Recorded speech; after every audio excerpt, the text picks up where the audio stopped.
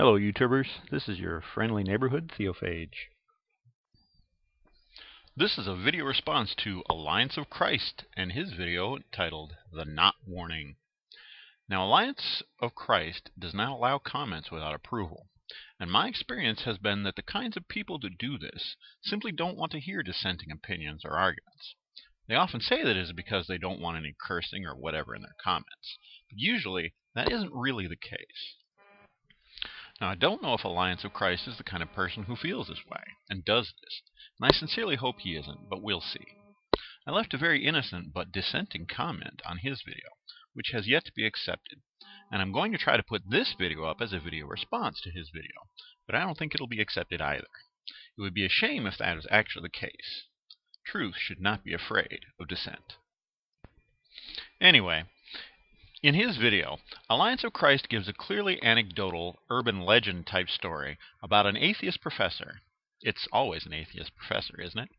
Who comes to Jesus because he was essentially given Pascal's wager, and it just blew him away. As told, the Christian hero of the story, one Pastor Chuck, asks the atheist, "What do I lose if all this joy that I have from Jesus Christ? What do I lose if it's all a lie? If it's all false? And Jesus Christ is a fraud, so to speak?" Now, I've already done a video on Pascal's wager, and how it's a really poor argument. No, I'm going to go ahead and call it what it is, a really stupid argument for the existence of God. There's a link to that earlier video in the description box below. But as I watched Alliance for Christ's video, I couldn't help but remember another point for why Pascal's wager is a bad argument. Another nail in an already hermetically sealed coffin, if you will.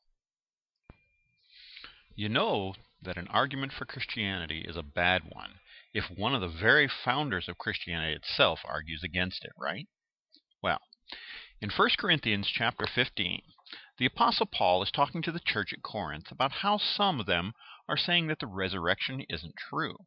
He argues that, of course it's true, but that if it wasn't true, then believers are, as it says in verse 19, of all men most miserable. Now, Paul wasn't arguing, hey, if we're wrong, we haven't lost anything, right? We're still good people. We still have our joy, right? No. Paul says that you, the believer, would be the most miserable, most pitied people in the world for holding on to a belief that is merely vanity. Pascal's wager is a poor argument because it assumes only two possible alternatives when there are, in fact, a practically infinite number of them.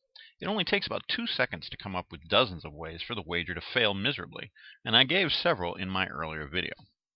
But it is also a poor argument because even the founders of Christianity itself know that you don't simply lose nothing by devoting your life to false beliefs. Are you saying, Alliance of Christ, that the Apostle Paul was wrong? Please, Christians, Muslims, and other believers, if you want to convince us non-believers that your religion is true, stop using demonstrably false and plainly stupid arguments. Try giving us some good arguments and good evidence.